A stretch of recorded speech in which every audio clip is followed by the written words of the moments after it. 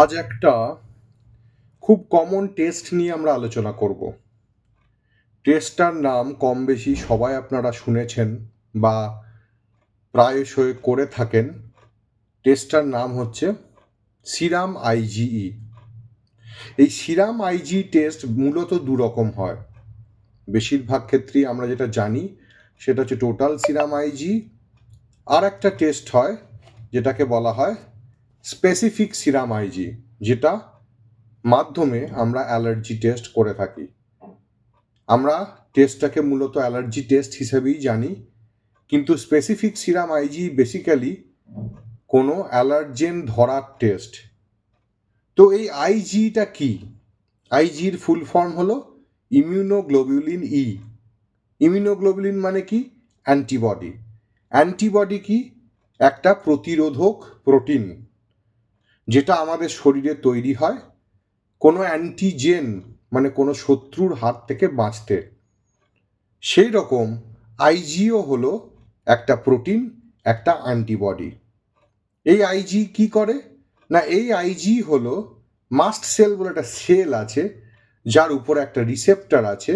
সেই রিসেপ্টরের উপর গিয়ে লেগে কি করে?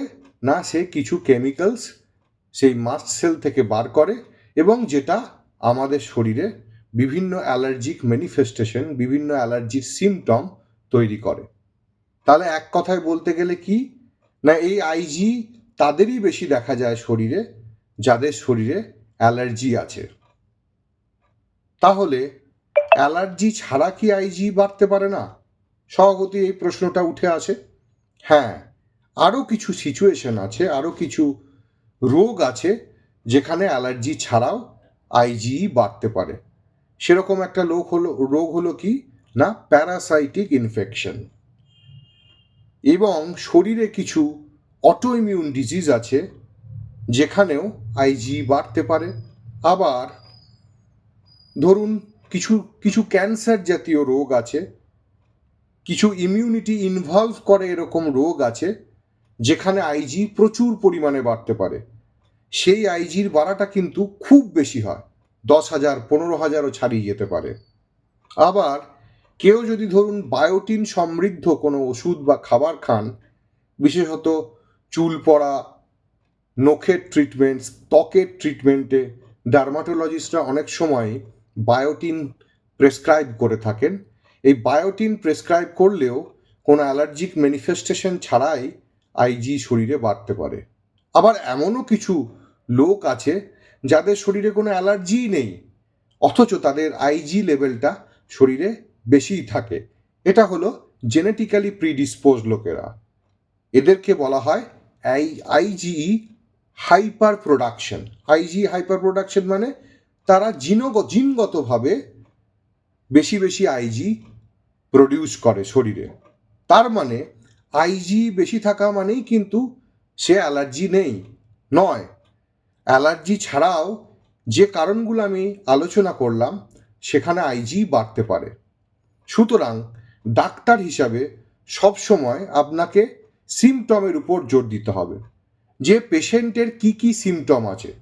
যেমন ধরুন পেশেন্ট আপনাকে বলছে যে ডাক্তারবাবু আমার শরীরে খুব চুলকানি হয়, রাত্রেবেলায় বিছানায় শুতে গেলেই চুলকানি হয়, গায়ে দাগ কাটলে সেই দাগটা ফুটে ওঠে, হাঁচি হয় প্রচুর, নাক দিয়ে জল পড়ে, চোখ কুটকুট করে, টাকরাটা চুলকায়, শুকনো কাশি হয়, সাঁই সাঁই করে, শ্বাসকষ্ট হয়, সিজন চেঞ্জের সময় বেশি হয়, রাত্রেবেলায় বেশি হয়, সকালের দিকে বেশি হয়। এই সমস্ত সিমটমগুলি হচ্ছে অ্যালার্জিক সিমটম। এই অ্যালার্জিক সিমটমের সাথে যদি আইজি বেড়ে থাকে তাহলে বুঝতে হবে যে এটা হচ্ছে আইজিই মেডিয়েটেড অ্যালার্জি।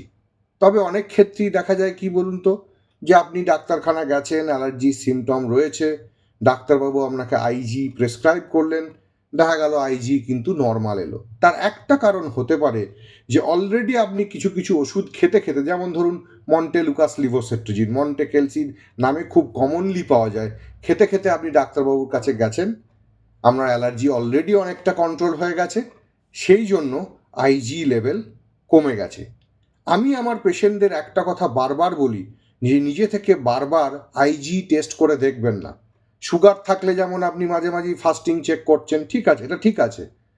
থাইরয়েড থাকলে টিএসএইচ চেক করছেন, সেরকম আইজি বারবার চেক করে দেখার দরকার নেই যে আইজিটা কমলো কিনা।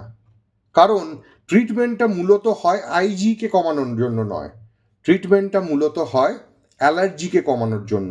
সুতরাং আপনারা সবসময় সিমটমসের উপর ধ্যান দেবেন। হ্যাঁ, তবে কিছু কিছু রোগ আছে, যেমন ধরুন কিছু কিছু আমার পেশেন্ট আছে, তারা হয়তো জানবে অ্যালার্জিক ব্রঙ্কোপালমোনারি অ্যাসপারজিলোসিস। সেক্ষেত্রে কিন্তু আমরা সিরিয়াল ইন্টারভ্যালে আইজি করে থাকি, এবং অনেক সময় আইজি কমতে কমতে কমতে কমতে যদি দেখা যায় হঠাৎ করে আইজি বেড়ে গেল, তাহলে বুঝতে হবে রোগটা রিল্যাপস করলো। সুতরাং কোনো অথেন্টিক ডাক্তারের প্রেসক্রিপশন ছাড়া নিজেরা মাঝে মাঝে আইজি চেক করে দেখবেন না। আপনারা বদার্ড হবেন সিমটম নিয়ে, যে আপনার সিমটমটা কমলো কিনা, সিমটমটা ঠিক আছে কিনা। তাহলে যদি সামারাইজ করে বলা যায়, কি দাঁড়ালো, যে আইজি মূলত অ্যালার্জির রোগে বাড়ে। অ্যালার্জি ছাড়াও কিছু কিছু রোগের নাম আমি বলেছি, সেখানে আইজি বাড়তে পারে। আইজিকে ট্রিট করার দরকার নেই, আইজি বারবার টেস্ট করার দরকার নেই, নিজে থেকে আইজি চেক করে করে দেখার কোনো কারণ নেই। যদি ডাক্তারবাবু মনে করেন যে রিপিট আইজি করার দরকার আছে, তিনি প্রেসক্রাইব করলে তবেই আপনারা করবেন। আমার মনে হয় এই আইজি টেস্ট নিয়ে কিছু ভ্রান্ত ধারণা আপনাদের মধ্যে সবসময় থাকেন। আমি বেশিরভাগ ক্ষেত্রেই দেখি যে রোগীকে প্রেসক্রাইব করার আগেই সে আইজি করে নিয়ে এসছে, মাঝে মাঝে রোগী নিজে থেকেই আইজি চেক করেন। তো আমার মনে হয় এই ভিডিওটি দেখার পর আপনাদের মধ্যে সেই ভ্রান্ত ধারণা কিছুটা হলেও দূর হবে। যদি ভিডিওটি ভালো লেগে থাকে আপনারা শেয়ার করবেন, নলেজটাকে এই রোগে ভুগতে থাকা বিভিন্ন রোগীর মধ্যে ছড়িয়ে দিন, বা যারা আইজি সম্পর্কে জানতে চান তাদের মধ্যে কিছুটা ছড়িয়ে দিন। Good night.